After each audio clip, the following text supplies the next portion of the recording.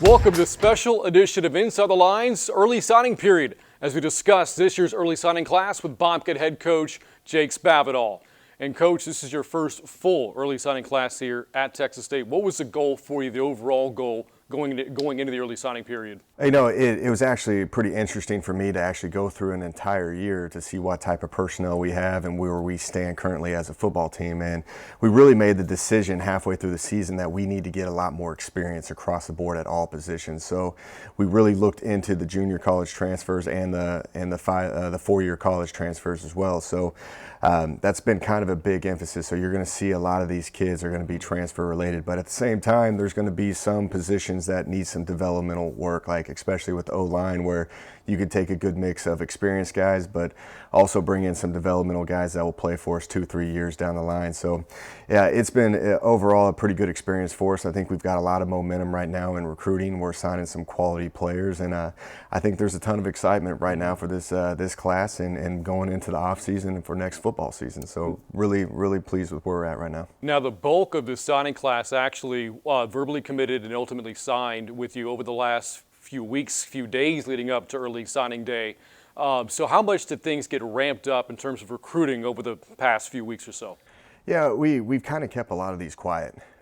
We've had a really good plan that we've been attacking like crazy over the past few weeks, but we kind of held off on these kids, kind of beat out other schools until we got to this point, and then when we needed some momentum, we started all these commits dropping at one time, and you saw that a lot more guys kept hopping in the boat and going from there. So it was kind of strategically put to make sure that we had our guys at the right time, at the right moment, and I think we held off to put together a pretty solid class to finish it up for this first signing period. Well, let's go through some of the groups you have signed here, and we'll start with your preferred side of the football, offense, and let's start with the offensive line. You look at this past season for you, your first year at Texas State, depth certainly was an issue on the offensive line, signing a number of players on the O-line here in the early signing period. Why was that important? Yeah, obviously depth is what you're talking about, and when we went into the last game of the season versus Coastal Carolina, we had 7 offensive linemen that were going to play in that game, and you want to be around, you have 10, you have a 1 and a 2 deep, and we didn't have that, so it was a big importance to put in a lot of different players of all sorts of size and age as well. So we have a good mix of transfers and some developmental guys. And if you want to start with them right now, sure. We have Trenton Scott, who's going to be a freshman, a true freshman coming in from Luling High School, very talented kid, developmental guy, very light right now, really good basketball player. When I went and saw him play, he ended up scoring 27 points and 15 boards in that game, so very athletic, very good upside with him. You go to Austin Markowitz, who's out of McKinney North, who's a high school kid as well. Very talented kid. He's probably going to be more of an inside guy, center. I actually probably can play all 5 positions. Highly recruited kid. Very fortunate to get him. Had a very good year. Pretty excited to have this guy a part of what we're trying to create right now. You go into Alex Castilla, who is a junior college transfer from Tyler, who's a local native right here from San Marcos, right, which is a very great deal for us. Had a lot of good offers, very talented. He's a tackle, has a very aggressive, mean nature to him. But it was good with all these other offers that he had that we can sell him coming back home and playing in San Marcos and helping us try to change the culture here. So again, excited for him to be here as well. And we also have Silas Robinson coming in, whose dad is the head coach of Yoakum High School, and he is a transfer from Arkansas. Fortunate to get him back home. Just based off the circumstances of his family and everything, has an opportunity to come here. I think it's going to be a great get for us, and he'll have 3 years to play for us as well. So he is a younger transfer, but he has been playing at the highest level and playing in the SECs. Russell Baker from Northeast Oklahoma. Yeah, Russell Baker, came in on him a little bit later, have a lot of ties with him. From Tulsa, Oklahoma. He played for my high school head coach as well. Went to NEO, that's where my brother went to college. He was a junior college prospect as well. So we had a lot of connections going into this kid. Just kind of like how, this guy is just a country kid that just wants to go and play football, loves the physical side of things, loves contact, just loves playing the game of football. He's a bigger type body. He's a 6'4", probably 315-pound kid that has got a pretty good edge to himself, which we need those type bodies. We need bigger guys up front, and I just love the overall tenacity and just the aggressive nature of this kid. I think what Coach McGuire has done so far with this group of men is been able to get a pretty solid group of transfers and developmental guys to keep adding depth to what we're trying to build here at Texas State. So again, for the offense to be successful, you need depth and players on the offensive line. And of course, they're going to be setting things up for your skill position players. Let's now turn our focus to that. Let's start at the backfield for you at running back. You're losing a couple of players back there, Anthony D. Taylor, Robert Brown, and able to replace them with a couple of really talented running backs now. Yeah, it's had the opportunity to bring in 2 transfers. We were really looking for one body, and we just had 2 unique players come across the board. We have Jamil Jeter, who's from San Antonio, who's a transfer from Oklahoma State, a very highly recruited kid out of high school and wanted to come back home, and had a lot of great relationships with him from me being at Oklahoma State in 2010, and just kind of a lot of familiarity with who he is and recruiting him when I was at other schools of West Virginia and Cal Berkeley. And very pleased to get him a bigger style running back, a very tough downhill short yardage back, but does have the capability to hit a home run shot, which it's going to be exciting what we're capable to do with him. The other one is an Allen High School native, which I did a lot of recruiting with him, and I was in that school, especially when I signed Kyler Murray at Texas A&M. So I knew about Brock Sturgis for the longest time, and he ended up signing with Arizona State out of high school, and then ended up going to Butler Community College, where he was a first-team all-conference player, rushed for over 1,000 yards. Very dynamic, good in the backfield, can do it all. He can pass pro, he can run, he can be a great receiver on the perimeter. So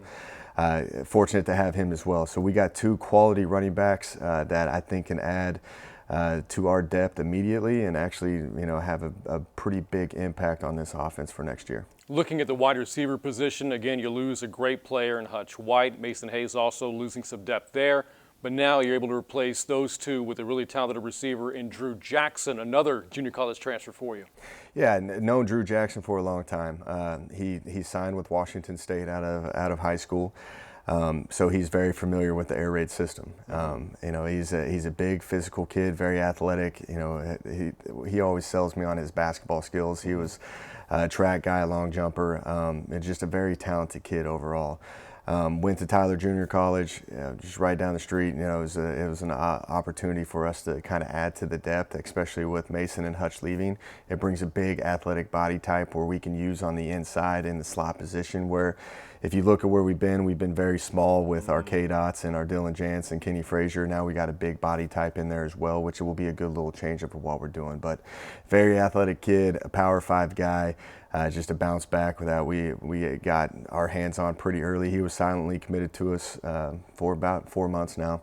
But he's a mid-year guy that can come in and help with the depth right now. So again, excited for this kid as well. You talk about the offense, and you have a transfer from Arkansas, players who had Power 5 attachments as well, verbally agreeing to play Washington State, Arizona State in years past. Jamil Jeter, of course, spent time at Oklahoma State. The Power 5 ties for this year's recruiting class, how significant is that? I think it's great for our university. We're getting a quality kid that has been recruited by a lot of major colleges, and what we've been doing is selling them to coming back and playing for us and playing in the state of Texas, and being close to home, and being a part of something bigger than themselves and building this program. And I've been selling them on the quality of players that I have coached in the past, and I'm calling the offensive plays now, and I think that's kind of sparked some momentum on the offensive side of the ball, and we're starting to get a quality player in here. But I think we've been very calculated as a staff in terms of how many transfers we're taking and where we need developmental guys, because we did lose a pretty large senior class, not as much on offense, but we needed to add depth. We did struggle on offense, and we needed to have a spark created, and these Power 5 guys will create the spark. But we're also getting some developmental kids in here that's going to provide us quality depth for the future. Let's now look at the defense, and you mentioned all the losses through the senior class, none bigger than at linebacker. Brian London, Nick Daniels, Frankie Griffin, Clifton Lewis. Those are all starting linebackers for you, not coming back in 2020, but you've been able to go out and sign a number of linebackers for this recruiting class. Yeah, you can start with the twins from Bishop Dunn. You got Josh and John Emmanuel, two kids that are very talented, which I'm very fortunate to have these two. Like they are a very close family. You know, they stick together through thick and thin. They've had a lot of different circumstances, you know, affect their family over the past, but you know, their father has a complete belief in us and Archie McDaniel, and we had an opportunity to get these two kids as a package deal, which is going to be great for us. The thing is we are a 3-4 defense, so we have 4 body types that we can play. These kids can play all over the place, so that's what makes them unique. They also are going to provide depth on our special teams as well. So these Emmanuel twins are going to come in and be able to play all over the place, which they're both, you know, Josh is probably a little bit more athletic, and John's more of a hard-headed guy that's going to he's going to be in the box more, which you can still move these guys around in different spots, and I think that they're going to add to a lot of depth. We have to sign a lot of guys.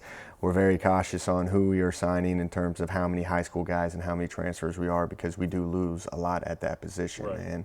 And you go into Isaiah Nixon out of Fort Bend Elkins, who's a solid kid. You know, probably one of my favorite kids to recruit. A very team player, selfless kid who just wants to do anything for the team. He wants to be a team captain as a freshman. I was like, I don't think I've ever seen a guy do that before, but that's kind of the kids that we want to recruit here. And he was a very big body type kid who played a ton of running back. He was a starting running back for a very solid team, and can play both ways. And you might even see him play some running back as well. But he's just an overall a very talented kid that we just wanted to sign and get him here right now.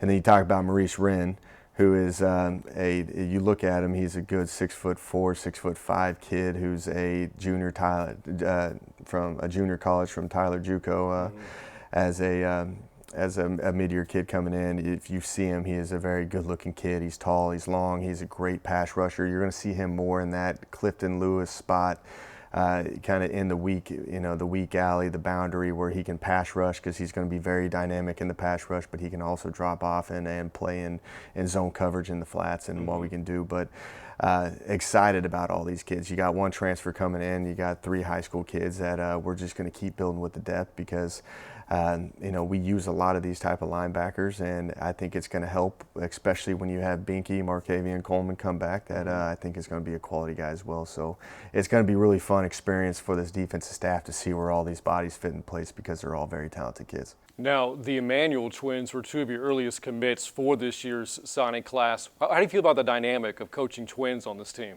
I know it's going to be unique. The thing is I know which one's which. They can't do any like fooling with me on who they are and what they're trying to do. But I think that's a unique deal. Like he gets to play with his brother. I get to coach with my brother, and I think it's one of the coolest experiences I've ever been around. And for those two to be able to play side by side in the heat of the battle, I think that's going to be a great experience for everybody. And hopefully they'll leave their legacy on this place like I think they can. So, Coach, that again, a look at the linebackers. Again, a big need for you defensively to address in the early signing period. But what about the secondary and the defensive backs? Yeah, secondary. You know, when you lose Jayshon Waddy and Jalen Smith and Alvin Pacheco, you know, you're doing some moving around with some body types. And we went again junior college because we lost 3 experienced guys right there. That we went in with the junior college with Grit Isidore from Tyler JUCO from Slidell, Louisiana. Very long, tall, athletic kid. Great demeanor about him. When you see him walk out on the field, you're going to see the profile of our back end is changing a lot. And we've got long, athletic kids that we're bringing in here, and Grid fits the definition of that. I think he can play all over the field. It's going to be interesting to see where we play him, because we are a 5 DB type of team where he can play corner, he can play safety, he can play nickel, he can play them all. And it's going to be fun to watch Zach and Coach Dewhurst just play with these guys and see where they fit in. I've heard you mention Tyler Junior College, and so many times when you recruit, you know, for your football team, you have players coming from all corners of the country, the state, whatever. They have to refamiliarize themselves with their new teammates. You got a lot of these guys that played with one another over the past year or so. How big will that be from a chemistry standpoint? I think the chemistry is going to be huge, but I think it helped out with the recruiting of everything. Like we needed needs of having junior college transfers or just transfers in general, and then when we end up signing one and they start talking about or having one commit to us and they talk about their experience and what we're trying to build here, it kind of led to everything else, because football is the ultimate team game. everybody's got to be on the same page, and you're playing for your brother to the right and to the left of you, and you guys go through a lot. And I think the chemistry of them playing together and them trusting each other and then understanding the experience that they had when they came and visited Texas State kind of led to everybody else, and that's why we've got a good amount of Tyler Junior College commitments on our roster right now. So this is now the third year, I believe, the early signing period has been a thing in college football. How big of an advantage is that for your program? I'm still playing with it a little bit. I think it is a big advantage for us. But I think we've done our research, and I think we've done a great job at getting a database of what we need, and we went out and attacked it. I still think that we've signed a quality group, but we still got a lot more to sign for the second period, which, if you look at where we were at last year, we only got to sign a certain amount of numbers. It was a low amount of numbers for the second signing period, and we signed a lot of starters in that second period. And so I still haven't got my complete grasp of it all, but I think what we're doing right now is we're signing a lot of quality junior college kids and 4-year college transfers that are really going to help to developing and building depth to what we're trying to establish here at this program. Well, Coach, congratulations on the early signing class. We look forward to February for the second part of it. Awesome. I appreciate it again, Brent.